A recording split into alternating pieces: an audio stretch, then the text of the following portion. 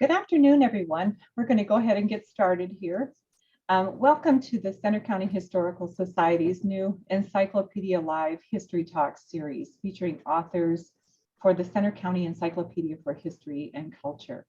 I'm Mary Sorensen, Executive Director of the Historical Society, and I'd like to thank you all for attending today's presentation. Just a few items before we begin. If you could please mute your audio to cut down on background noise, that would be helpful. You can open your chat box and type any questions that you have throughout the program, and we'll address these at the end and also share them with the presenter at the end. And then at the end, you can raise your hand and ask other questions if you would like to. We have some upcoming activities that you all might be interested in. On Sunday, March 13th at 2:00 p.m., we're going to be having a virtual annual meeting via Zoom. And this will be a recap of the 2021 year at the Center County Historical Society, followed by a presentation for the future of our past, preserving the Center Furnace Mansion, which will be presented by Alan Popovich, the board chair of our property committee, and myself. We will be presenting our retrospect of the first phase of restoration projects that have been happening at the Center Furnace Mansion and going over what is to come in the second phase of this project. Registration will be available in a couple of weeks on centerhistory.org or by calling 814-234-4779. On Sunday, April 10th, we're looking very much forward to an in-person presentation at the Center Lifelink building at 125 Puddintown Road in State College. And this will be Aaronsburg to Zion, the amazing postcard collection of Joan Hawbaker Brower by Joan Hawbaker and Kathy Horner. Joan and Kathy have been working terribly hard on publishing a book by the same name. And with that, we'll be giving a presentation and a show and tell of Joan's truly amazing Center County postcard collection.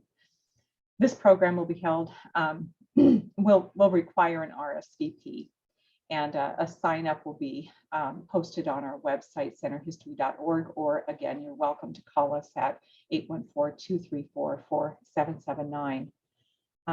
Lastly, on Saturday, May 14th from 9 to 2, we'll have our Center Furnace Mansion annual plant celebration that's hosted by the Center Furnace Mansion Garden Committee. And planning is well underway, and as we confirm details, they'll be posted to our website. Center Encyclopedia Live is coordinated by Ford Risley. This is a new series that we are offering. And Ford is a CCH Board of Governors member and is also the co-editor of the Center County Encyclopedia of History and Culture with Lee Stout. Ford, I'd like to invite you to introduce Kevin Hagopian today as we get started. Thank you, Mary. Good afternoon, everyone. We're glad you could join us for today's Encyclopedia Live talk by Kevin Hagopian. The Center County Encyclopedia of History and Culture was launched in October to provide an authoritative look at the county's past. The online encyclopedia presents the county's history and culture in all its varieties through topics and themes. And to date, 52 authors from across the county have contributed more than 115 articles about the events, groups, people, places, and things that make up the county's past. And one of those authors is today's speaker, Kevin Hagopian. Kevin is a faculty member in the Belisario College of Communications, where he teaches and writes about film history. And he has written a fascinating account of the history of movie theaters in the county. And we thought it would be a great way to kick off the new Encyclopedia Live series of talks by encyclopedia authors. If you haven't read Kevin's article yet, we hope you do so, just as we hope you will read other articles in the encyclopedia. So welcome, Kevin, and we're so glad you could join us today.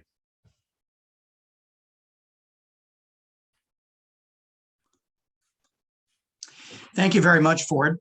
And thank you, Mary, for the work that you've done in helping to shepherd this encyclopedia to its wonderful destination, which is an online and easily accessible resource, and one that it looks like is going to be capable of being regularly updated.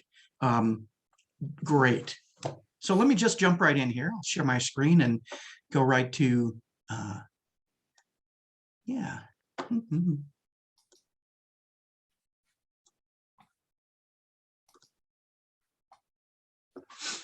There, you should be able to see my title screen now, From Pastime to Premiere, Movies and Moviegoing in Center County.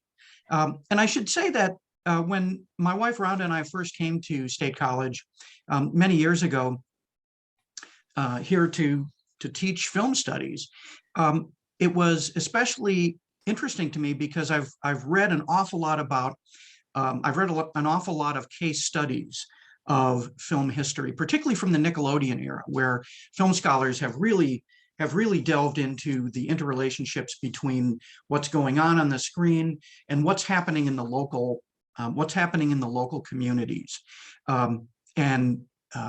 Case studies of places of large cities like Manhattan and Chicago, of medium-sized cities like Milwaukee and Austin have been done, but it's only in the last few years that predominantly rural areas have attracted the interest of historians. And there's been nothing like a community like Center County, which is such a mixture of rural, small towns, small cities, campus communities, that I think there's, I was really surprised by some of the things that I've found, and I'm looking forward to sharing them with the rest of the academic community, but today, especially with you. We start with the early cinema from its very beginnings in the 1890s with the creation of very short films, some of them only 20 or 30 seconds in length, but none of them more than 2 minutes in length. And as you can see, initially, before projected motion pictures, they were designed to be seen on machines like this. The Edison kinetoscope, invented by the Edison company, not as he often allowed newspaper reporters to say, by Thomas Edison. The kinetoscope was an individual viewing machine. And as almost all early inventors of the technology of the cinema experimented with, the Edison company also tried to have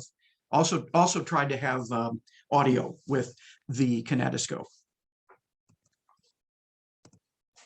These kinetoscopes were available in, you could enjoy these short films, as you can see from the image on the left there.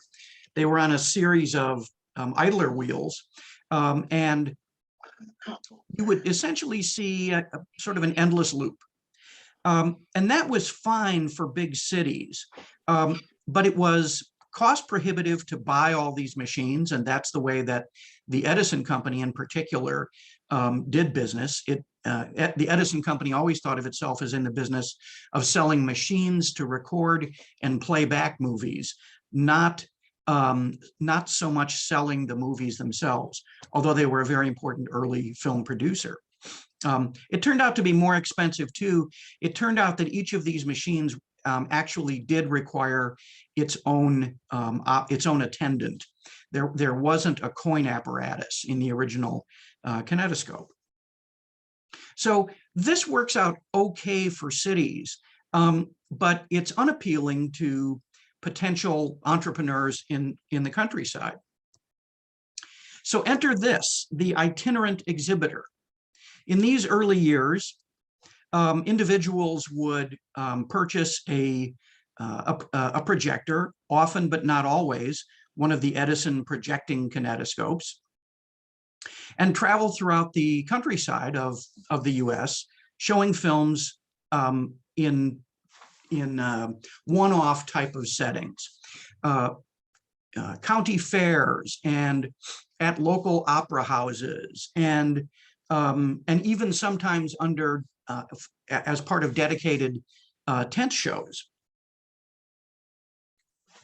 Over to your right is Lyman Howe. He was probably the most notable of these itinerant exhibitors. And like many of them, he had gotten his start in the Magic Lantern, exhibition business. In fact, he had also traveled the countryside, not only with these magic lanterns, which were individual. Today they would be close to something like a slide projector, if anybody knows what a slide projector is. And they were often travelogues, often but not always. And Howe would give these illustrated lectures to civic groups and any other kind of audience that he could gather. He also, by the way, gave concerts with Edison's phonograph. So he would gather people together and they would listen to wax cylinders on the phonograph that Howe brought with him. It was a short step from that into screening motion pictures. And interestingly enough, Howe, who was a real Renaissance man, was not able to strike the right deal with Edison that he wished. So he built his own projector. There were quite a few projectors out there that you could purchase, but Howe decided that he would build his own. And he went around the East, and in particular Pennsylvania, showing films. And interestingly, even though this kind of exhibition is definitely a trademark of the early cinema period, Lyman Howe, more than any other of these itinerant exhibitors, lasted into the 19-teens. So he was tremendously energetic. He also produced many of his own films to show. The most famous of those was one of the so-called phantom train ride films, where it looks like you're on the front of a train, and that's because a camera has been rigged to the front of a train, and it was pretty dramatic stuff. But I like what Lyman Howe has to say here in this quote that I've provided you. The notion that that the world was being brought to these communities is really no exaggeration. No matter how you felt about the images that he was showing in his shows, and they were all different kinds of subjects. They were the novelty was in the technology, but the novelty was also in seeing moving images from around the country. And in some cases, if he and other itinerant exhibitors, I'm having him stand in for all of the itinerant exhibitors, would be showing films from all over the world as well. In an age before air travel and in an age before even middle-class international travel, that was a big deal. So of course, our question is, where might films first have been shown in Centre County? That's one of the big questions for historians of this kind of work. Where's the first show? And as I was reading about I don't have an answer yet, but as I was reading about Howe and other itinerant exhibitors and the kinds of venues that they liked and chose, one-off large gatherings of large numbers of people with collective leisure time, with spaces big enough to screen films. And I've really started to wonder if perhaps the very first screenings of cinema in Centre County didn't occur at the Grange Fair. I'm hoping to confirm that suspicion. There were, of course, permanent venues, although they certainly weren't built to show films. The Garment Opera House was certainly one of those venues for the screening of these early films. Other opera houses in Centre County, like the Pierce Opera House in Phillipsburg, may well have screened these 30 and 40 and 50-minute collections of these very short films as films began to be projected. And just to show you how quickly the movies worked their way into the public consciousness, I'd like to show you a short film from this period. It's called Uncle Josh at the Moving Picture Show. And it's the original material is fairly blurry here. I'll narrate it a little bit for you.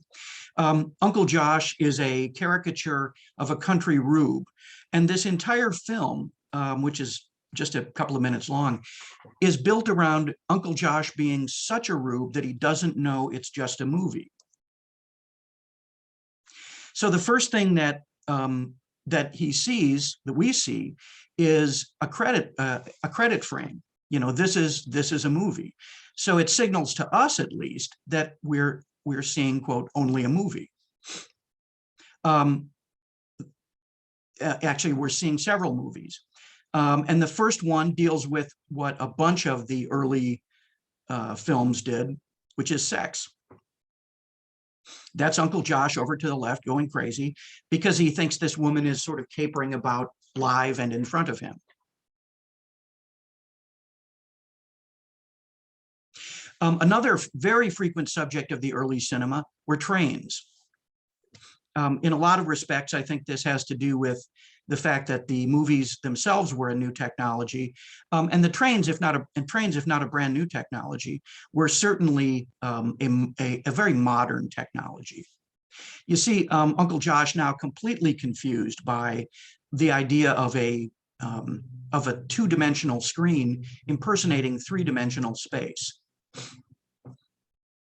Here's another of the films that of the types of films that often made up the bill at an early cinema screening. A kind of a little risque comedy. Uncle Josh is now being driven crazy.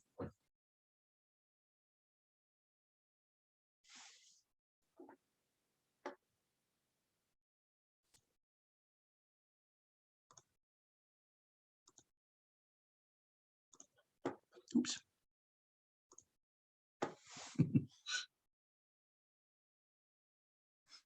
He destroys the screen and goes after the projectionist.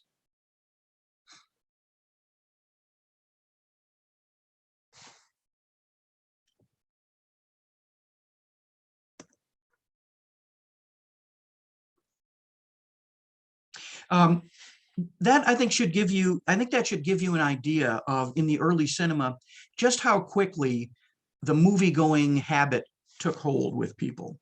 So that just a couple of years after what was certainly the first screening of projected motion pictures in Center County, wherever that may have been, already people are making jokes, the movies are making jokes about, you know, what is an absolute symbol of rural cluelessness, well, or unsophistication.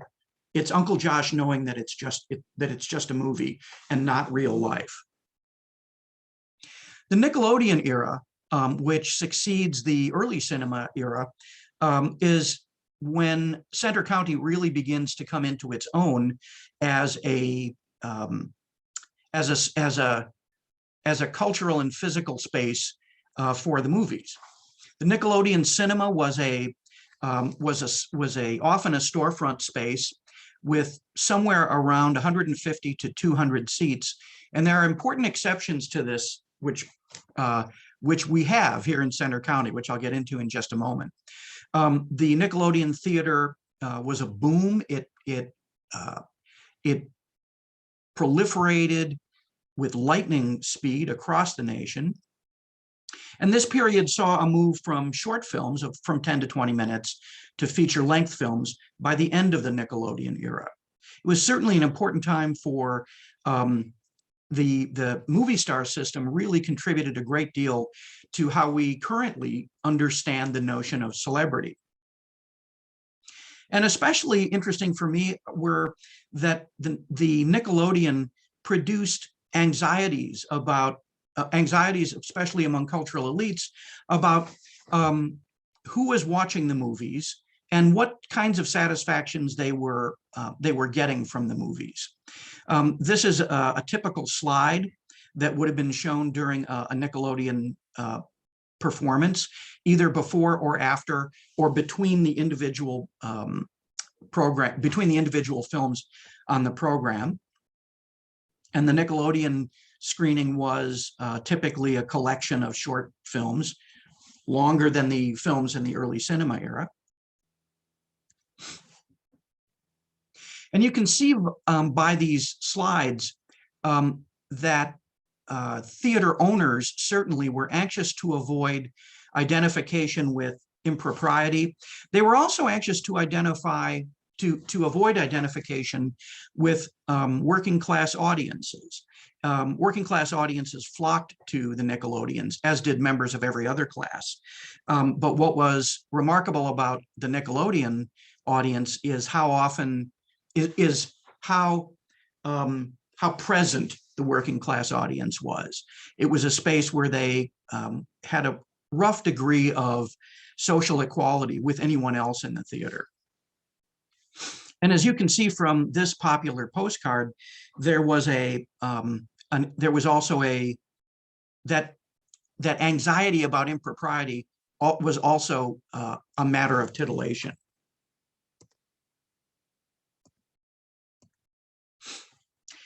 Films in this period, filmmaking boomed. This is one of the most important of the Nickelodeon era film production studios, the Lupin Studios in Philadelphia. Initially, they have their studios, their quote studio on the roof of a building to catch the sunlight. 10 years later, they have the most modern production facility in the world.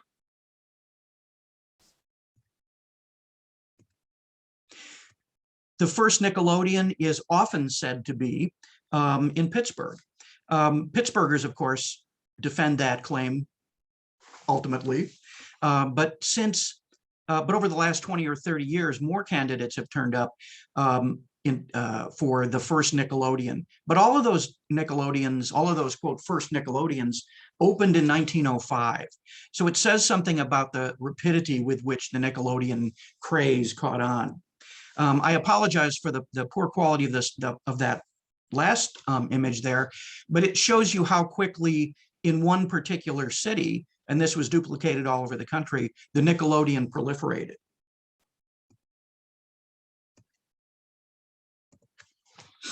And this is us. That's the Pastime Theater at 116 South Allen Street.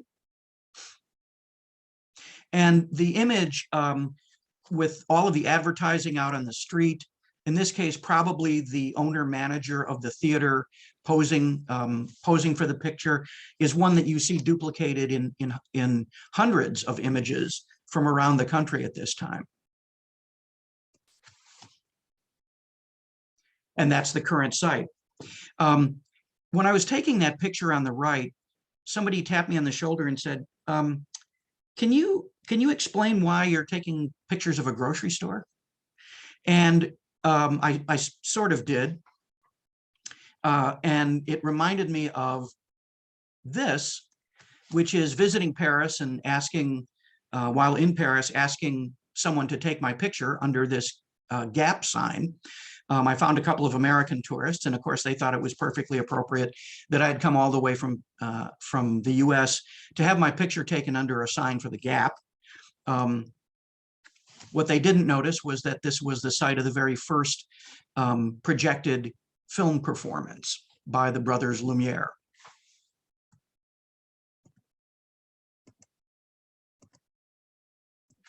The Nittany Theater, the building for which still stands, was a much more lavish structure, and I think it says something. It says something about the original theories of the Nickelodeon by historians that did tend to foreground the temporary nature of the Nickelodeon theater, of many Nickelodeon theaters, and their relatively modest architectural ambitions. As you can see, for State College, even today, this is not a modest structure.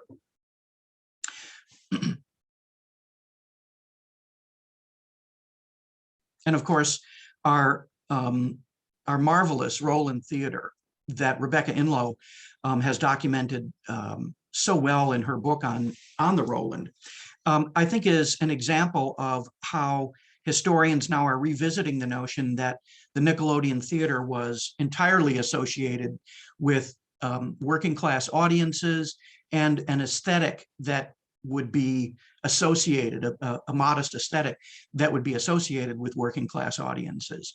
In fact, while certainly working class audiences made up the bulk of working class people made up the bulk of audiences, it's also true that the theaters themselves, by the end of the Nickelodeon period, were aiming for a much more middle class image.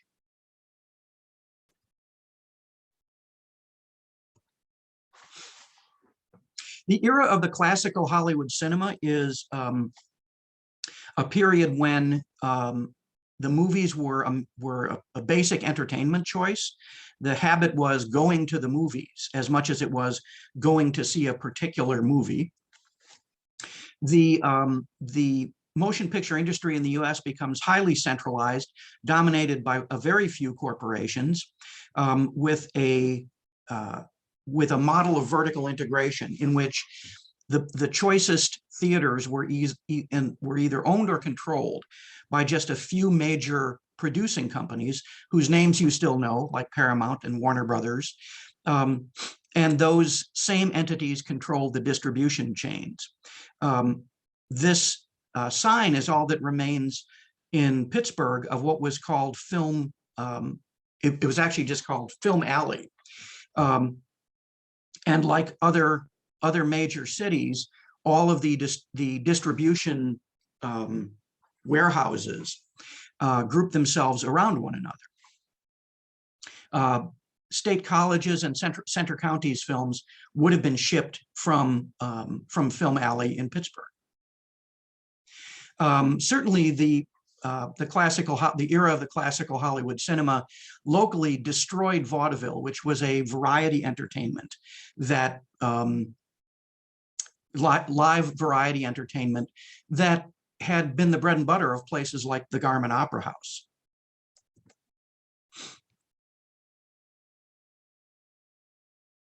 Some 18,000 theaters nationally, and keep in mind that those were not twins or multiplexes, those were single screens. Oops. Yeah, so an example of one type of theater that was built in Center County during this period is the Milheim Theater, also called the Municipal Theater, because it was so much a point of civic pride for the community of Milheim to have a movie theater that it seems to have been what we would today call a public-private partnership. Up to the right there, and that the picture on the right, by the way, is a relatively recent one. The Milheim Municipal Theater still stands, although it's closed to the public. The image up on the right is a bill that is a playbill for a calendar for what was coming up at the Municipal Theater. And as you can see, the changes of bill were very regular. It was nothing during this period for a theater to change its bill at least twice and sometimes 3 times a week, with perhaps an additional entirely separate bill on Saturday mornings. The Richelieu Theater, which became renamed the Plaza Theater, opened in 1925 in Bellefonte. And it along with the Nittany Theater and the Roland Theater were the first theaters to advertise, to commission and really to publicize the fact that they were architect-designed buildings. And in fact, Anna Keuchlen is a notable architect in the region and especially in Bellefonte. So what is the Richelieu? You've probably seen it if you've driven through Bellefonte. The Catham Theater opened in State College in 1926. If you're a state collegian, see if you recognize that space. That's the inside of the theater, 1,050 seats. The souvenir opening program, and that's today. No one asked me why I was taking pictures of a drugstore. Censorship was a very big part of filmmaking, of film going at this time. And it was an important part of film going because it heavily regulated what theater owners and managers might show.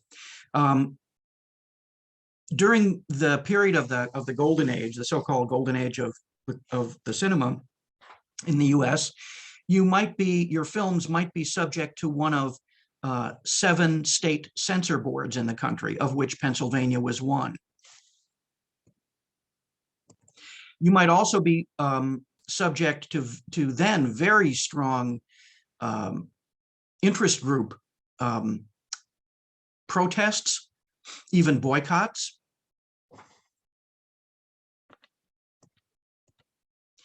There were groups, most important, the National Board of Review, which began as a censorship advisory agency in New York City, but then arrayed itself with what was called the Better Films movement, thinking that if good films were rewarded in rather than bad films being punished, that would improve the offerings that everyone had at the movie theater. And you can see on that Broadway Melody of 1940 title card there, if you look closely enough, you'll see passed by the National Board of Review. That was an entirely voluntary system, however.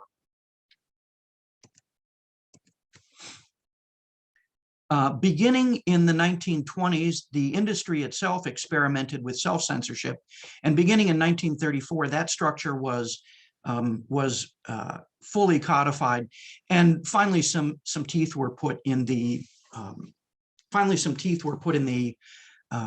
enforcement mechanisms, so that if you were going to show your film in one of the theaters associated with the major studios, and that would be, for instance, the State Theater, which was controlled by the Warner Brothers, then you would the agreement was that you couldn't show it without without this seal on your film.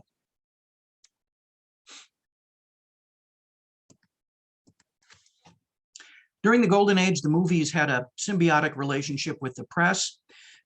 Movies, both in big cities and small, were responsible for a huge amount and very important for editors, a very regular flow of both classified and display advertising. If you look very, very closely here, you'll see ads for the Scenic Theater in Bellefonte and also for the Catham Theater. The movie industry was at great pains to help to publicize what it was doing, and it knew that newspaper editors would be more likely to print what they could get most easily, that is, if it was interesting. Well, news about the movies was always interesting.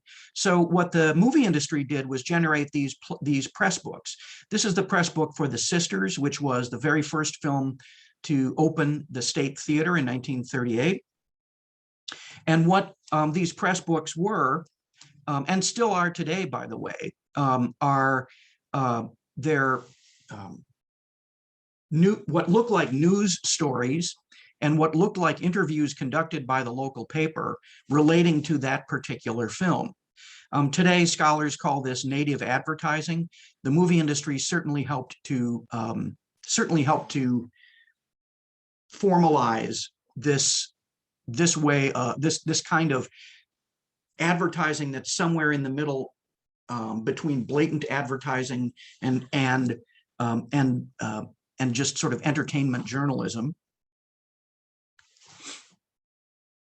The press books also provided ad mats for the films that they were for the films that they were about, which accounts for all of these display ads.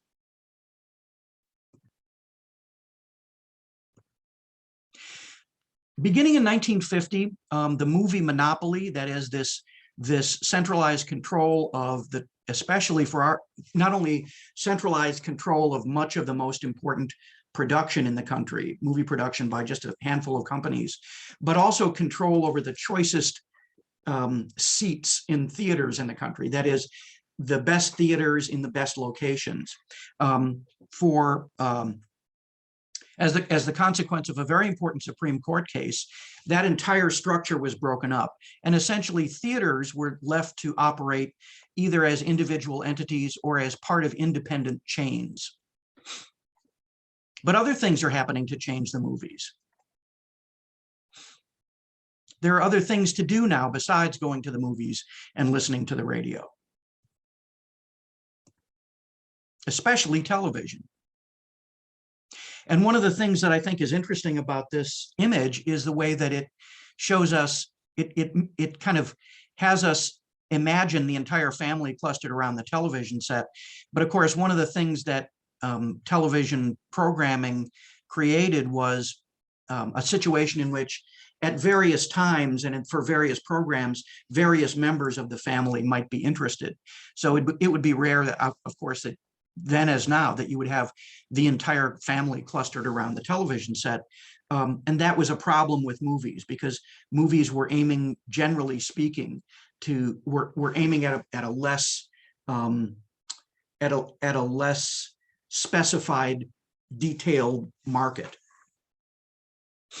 Audiences in the post-war era were also concerned about adult content on both the political right and the political left. On the political right, groups continued to protest against what they saw was the movie's growing sexual permissiveness. And on the left, people tended to get impatient with what they saw as the opposite, that movies were not reflecting realities of human relationships, of social class, and of politics.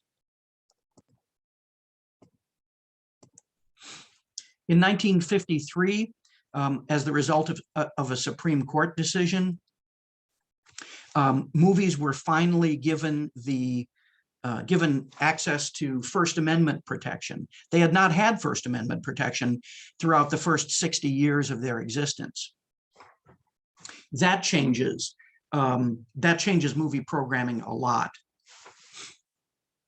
The industry itself, as the industry itself breaks apart in the wake of that 1950 decision, it is less and less able to keep theaters in line, and it moves from a regimented and required system of censorship to the voluntary system of censorship that we have now. It's an advisory system. So, of course, one of the symptoms of this period is the drive-in.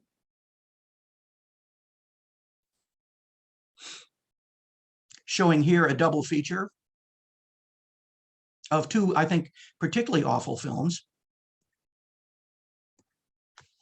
But one of the other trends of this period is the art cinema. This is what was initially known as the 12 Trees, named after silent film actress Helen Twelvetrees, and then came to be known as the Flick, State College's own art theater, about 100 seats. What did they show? Well, they showed what not only a lot of shoestring art houses were showing, but also what a lot of regular movie theaters were showing in this period, including the Nittany Theater, porn, and not just porn, but what I call in the encyclopedia article, a very schizophrenic type of programming. You might have the 12 Trees started by showing European art films, Lina Wertmuller, Federico Fellini, Ingmar Bergman. Particularly when it became subject, it was purchased by the Associated Theaters chain, and Associated kept some of the art programming, but also jumped over to porn as well. And I love this image here because it's like, if you, in this case, the programming couldn't be, more widely distinct. It's like if you got your dates wrong and you wanted to take the kiddies to Butch Cassidy and the Sundance Kid, and you got the day wrong, it could be an uncomfortable evening at the theater for the family. It's also true that you know, another theatrical kind of icon of the period is the closing of theaters. I have yet to see a good picture of the Majestic Theater in its heyday from the exterior. By the time that picture on the left is taken, it's already a furniture store.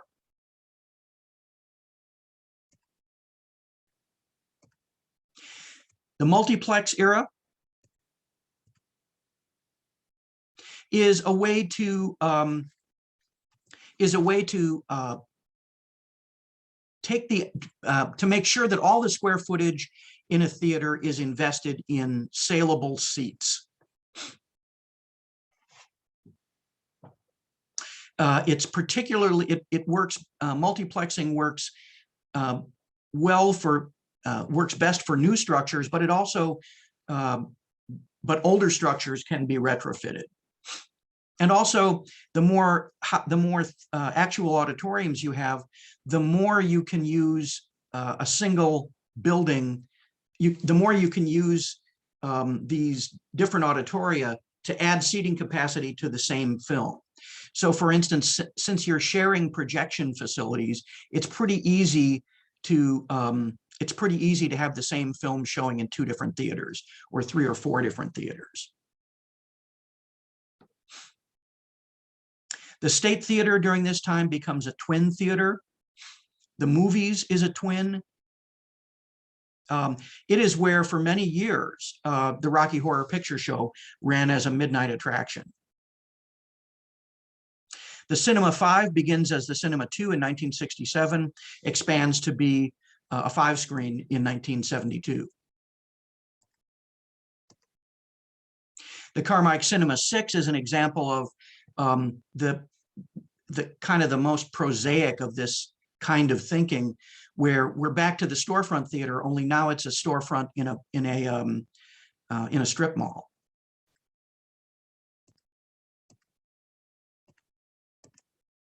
Right up to today.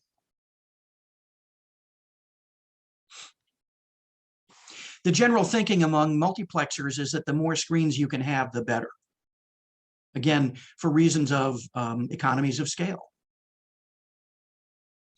It seems funny as we conclude this to say that, amid all the doomsaying about movies, that movies are rising in popularity. It's true, there are more movies being produced than ever before. It's just that they're being seen in lots of different and more diverse screening spaces. The digitizing of projection and the downloadability of movies, together with the improvement in the technology of projection, is one of the things that gives people who think of the movies as a kind of live entertainment form, which I actually do. It's just that the liveness is the audience, not the entertainment on the stage. The digitizing of projection is one way in which movie theaters are looking at one way that the business itself is looking at being sustainable in the years to come. Locally, both the State Theater and the Roland are continuing to undergo restoration, and their successes as community arts venues is something that a lot of that's been the way of not just surviving but thriving for a lot of movie houses, dating all the way from the Nickelodeon period, like the Roland, right up to the present. That's been a way for many of those surviving houses to continue to thrive. Our Center Film Festival is an example of film festivals, the mushrooming of film festivals as a possible tourist attraction. And for film festivals, the hybrid nature of the last couple of years of film festivals has really been a boon. It's allowed, among other things, more filmmakers to make more appearances at more film festivals. As we conclude, just a couple of things that that there's so much more to learn about. Where were the first film screenings in Centre County? Where were films shown during this period? As an example, I've seen in print now twice a reference to a grocery store in Milheim. I think it's the Boob grocery store being a site of film screenings during the early Nickelodeon period. There was a theater in Clarence, Pennsylvania, for which I haven't even yet been able to get a street address. The Scenic and the Ritz, the same theater renamed, in Bellefonte, I at least know very little about. Films were definitely shown in prisons. We know that Rockview, for instance, had a professional projection system. Penn State is, like many universities around the country, has film studies and filmmaking classes, and more attention is being paid to the history of film education and film in education in this country. Local film doesn't mean films being shown locally. What it means is films being made locally. Just as there were itinerant film exhibitors, there were itinerant filmmakers who would come into a community, shoot footage of, say, parades and civic meetings, edit them together, and show them a few days later in one of the local movie theaters. Those turn out to be incredible and, I mean, incomparable documents of the interwar period in small city America. There are almost no pictures existing anywhere of the inside of Nickelodeons during a performance or with people in them. But that's also true of a lot of Golden Age movie theaters. We just don't have the pictures of what movie theaters looked like. We don't have, as far as I know, newspaper or journalistic photos of what a lot of even our post-war theaters looked like inside. I'd like to see the inside of the 12 Trees / Flicks, for instance. And of course, the individual experiences of people going to the movies. Mary, thank you so much. Oh, Ford and Lee for your good work. Rebecca, who I think is out there today, whose remarkable book on the Roland Theater is, I think it's one of the best books on an individual movie theater that anyone's ever done. A crony of mine, Charles Musser at Yale, gave me a lot of good advice as I put this work together. And I interviewed lots of folks.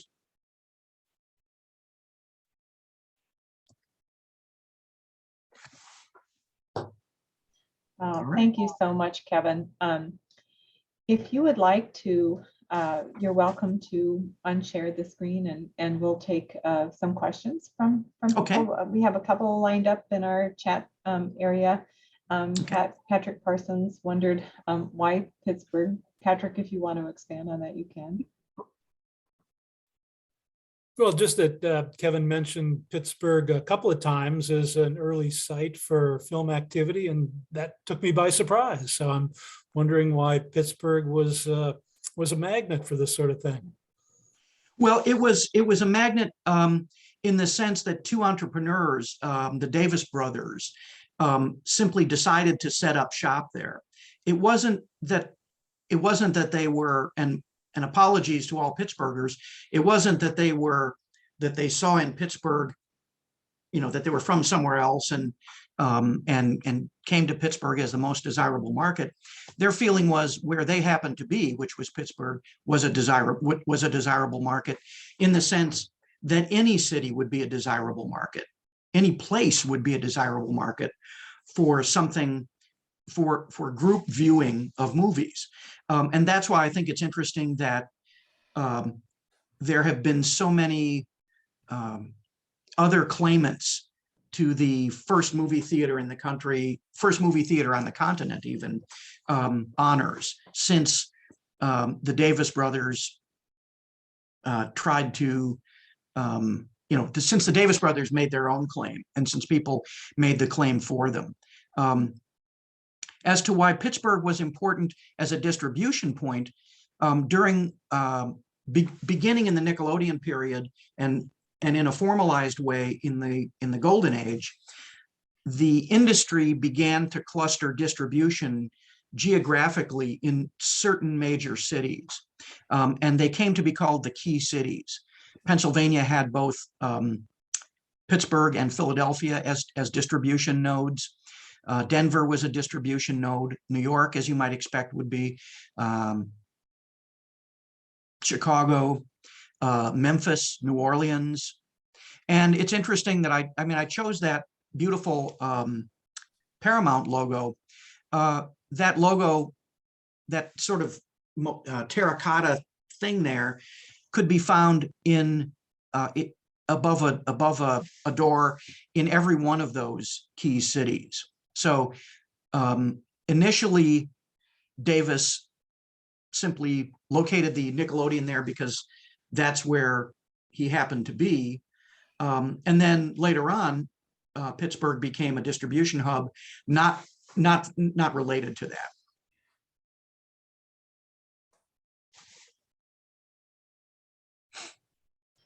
Thank you, Kevin. Yeah. Another comment, Matt McAllister asks about the State Theater. This was a Warner-owned theater, right? So was this in the latter wave of studio-owned theaters? Matt, it came right at the crest of theater ownership by the major studios. The theater opened in 1938 when the industry was very much filling in coverage of theaters between major cities. The so-called picture palaces, the true picture palaces, the 2,000 and 3,000, and in a couple of cases, I see Stan Lembeck is with us. The Roxy Theater in New York seated over 5,000. The picture palaces had all been built, except for a couple of them, in the 1920s. So there were still markets yet to be fully colonized by these large corporations. And State College was kind of remarkable because 3 theaters were actually affiliated with the Warner organization. The Nittany, the Catham, and the State Theater. And by the way, that was very, very common. It was common in the big cities where, for instance, in New York, Paramount and RKO dominated. Pittsburgh, the Warner theaters dominated that market. And for reasons of economies of scale, the big producing and distributing entities really did like to have, it sounds funny that they would be competing with themselves, but to some extent they were. And one way they competed with themselves was by showing other producers' products. So it would be, it's true that at a Warner's theater, you would see mostly Warner Brothers films, but with changing twice a week, even a mammoth production outfit like Warner Brothers or MGM couldn't keep up with the demand. So they had arrangements with other production and distribution companies that were known in the industry as back scratching. So that if you had, say, 80% of your films in your Warner's theater were Warner Brothers films, you might also have an agreement with Fox to have the other 20% be 20th Century Fox films. This was one of the many acts of collusion that got the film industry in so much trouble with the Supreme Court, beginning in the 1930s. This was a long and ongoing conflict between the Justice Department and the movie industry.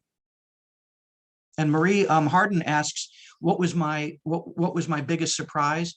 Well, the biggest surprise was to see locally confirmed something that historians are now only kind of figuring out, which is the lavishness of local theaters in the Nickelodeon era. And again, it speaks to the idea that, yes, the Nickelodeons were absolutely welcomed working class audiences, but they, and that's a tremendously important historical, historical detail.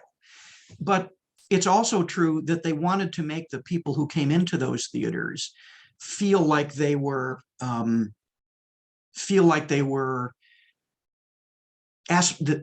there was a kind of an aspirational class space going on, and that that is absolutely shown by the architecture of the Roland Theater and the architecture of the Nittany Theater. If you were really only interested in packing in working class audiences, and presumably working classes don't care about architecture, right? Well, then you would build something like the Carmike 6, a shoebox in which people can go to see movies. But theater entrepreneurs understood that audiences of whatever class had a desire to see movies in settings that, like, often increasingly like the movies themselves, were class aspirational. Kevin, I also wanted to just point out that Richard Porter mentions that his grandfather's decorating firm, Porter and Weber, did the elaborate interior painting of the Catham. The family was invited to the grand opening and for years kept the souvenir program. Wow. Those are fun. Yeah. And yeah. And there's a couple more here. And you kind of captured some of this with your last with Marie's response, but Stephen Walton mentions, you mentioned the architect design theater era with the plaza in Bellefonte is the best known example, but to what extent were they just off, or were they local architects, or did the studios send architects or plans tied to the screens when they're the building? Well, the Nittany was a designed building, for instance. This goes back to Matt McAllister's question. The State Theater was a clone. That was a design that had been used before. So the way to think of the era of medium-sized theaters as constructed or ordered by the large movie producing and distributing companies is sort of as chain stores. Even when they didn't, sometimes they wanted them to kind of look alike, but mostly they had in mind, particularly in the 1930s, a slightly more utilitarian appearance than would have been true for for houses like the Roland. It's interesting, and Mary points this up in her, or Rebecca rather, points this up, I think, in her book on the Roland. When the Roland was built in 1917, its sponsors wanted it built kind of for the same reason the Milheim Theater was built, which was as an object of civic pride. We need to have one of these. We want people to come to see the movies in Phillipsburg. That's a far cry away. That's 1917. That's a far cry away from, the notion of the movies as some sleazy, disreputable entertainment. There was one that came just to me, so I'll read it to you. Let's see. What happened to the movie production company in Philadelphia in the early 1900s, and when did it close? Oh, yeah, that was a lightning rise and a lightning decline. That was the Lupin Company. The Lupin Company became very successful very quickly, as I mentioned. But a couple of things happened. One was a disastrous fire in 1914 that destroyed almost that entire complex. It definitely destroyed their film vault, in which they had dozens of unreleased films. That was the biggest reason for their rapid decline. And in fact, that fire was caused for the reason that another concern about Nickelodeon's initially was safety.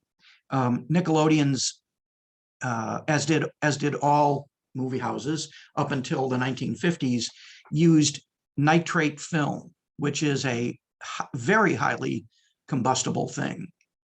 And the early projectors were carbon arc projectors, which meant that an electrical charge was passed through two pieces of carbon, and a very bright spark jumped between those two. All you had to do was let the film get caught in the gate, and you were gone. So there were several notable Nickelodeon fires, and indeed Nickelodeon fires led in many cities to improved fire codes. But nitrate also had a tendency to explode on its own. Like if you got air to it, it would sometimes explode. So it was highly unstable. And so that was the main reason the Lupin company failed in 1916. So it had only a 17-year lifespan. We have a couple of others. Rebecca Inlow asks, with studios releasing films on streaming services, what is your take on the future of movie theaters? Do you think we have a chance to survive? I do, yeah. I think that the same questions that beset movie theaters are the ones that are besetting other live entertainment venues. So when we wring our hands over the movie theaters and their possible demise, we should also be equally as concerned about other kinds of performance venues. I think there's always going to be a place for public screenings of movies, whether they're in niche settings like very tiny art houses. If you've ever been to Pittsburgh's Row House Theater, you'll know what I'm talking about. I mean, it is a Nickelodeon-sized theater with all of the comforts. The Ritz theaters in Philadelphia, for instance, are other examples of small houses that cater to in those cases urban populations. But I still think that there's certainly a future for art programming, quote, art house programming, which is more diverse now than ever. And I think independent filmmakers are making that the film festival circuit is also driving an interest in retaining and improving existing theaters. So those are two possibilities. I guess I'm going to wait to see before I try and be the seer on this until we have a little bit better sense of what COVID has in store for us. But it's a question that is meaningful to me, Rebecca, just as it is to you, because I think there's something really powerful about this ad hoc audience that gets together to watch a movie and shares the space and shares the emotions that the film is seeking to generate, and afterwards gets to talk with one another about what they've just seen.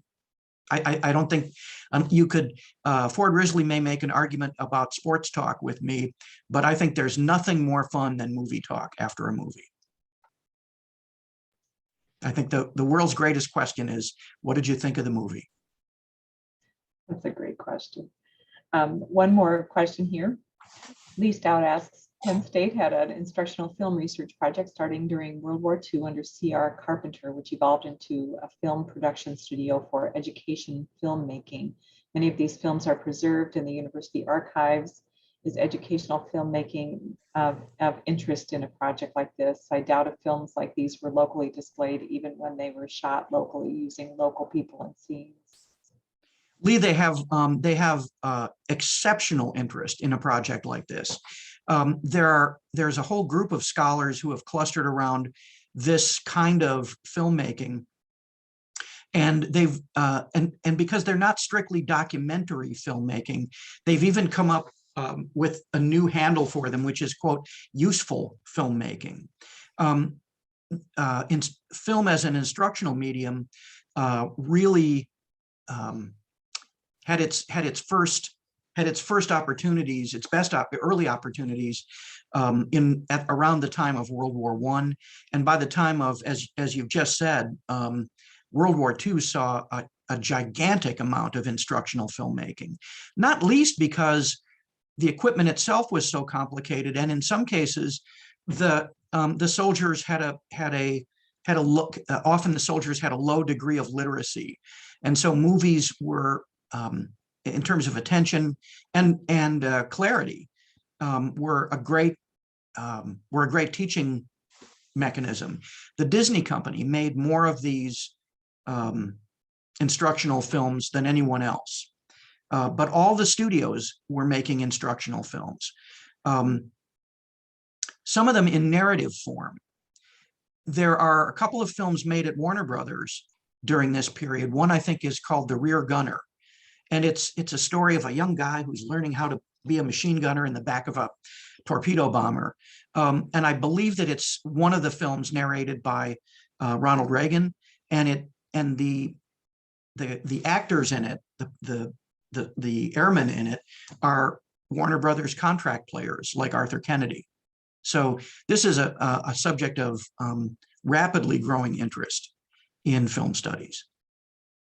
Carpenter was inducted into the Army Air Corps during this period, during World War II, and also worked on two of these films. He had done research, primate research in the I think in the Dutch East Indies before the war, and so he was a consultant on one film for the Army Air Corps called Land and Live in the Jungle, but he was also involved in one called Land and Live in the Desert, and these were kind of dramatic films, but they were also instructional films for Air Corps crews who would crash land in the jungle or in the desert, that would show how you would survive if you crashed in a jungle environment or in a desert environment. And so those were a little more sophisticated than just sort of a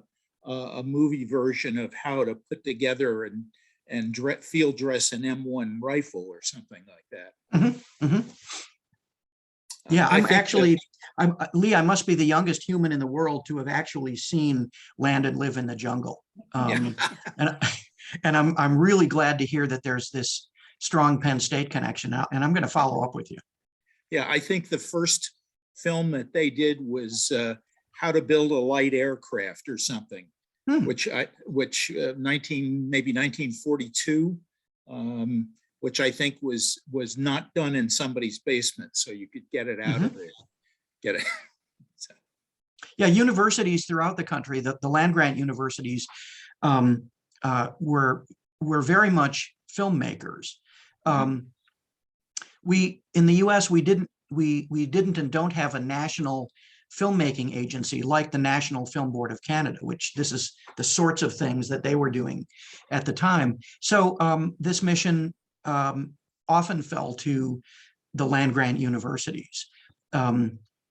Ag schools making films about new techniques in agriculture, for instance. So I think it's a tremendously interesting. It's a tremendously interesting field. I'm really excited to hear more from you about the Penn State connection. Good. We'll talk. We will. All right. Well, I think that's all for questions, Kevin. And I would just like to thank you. You have been absolutely gracious for contributing all of your time and talent to providing this program for us, and also for authoring an article for the new encyclopedia. So we thank you so much. You're welcome. As I said to Ford, it was this is really what history is about. So anyway, yeah, Well, and I want to thank the audience for attending today. And if we have members in the audience that are interested in membership and becoming involved in the Center County Historical Society, I invite you to either check out our website at centerhistory.org, where you can also find the encyclopedia, and or you can call us directly. It's 814-234-4779, and we look forward to hearing from you. Thank you again, Kevin.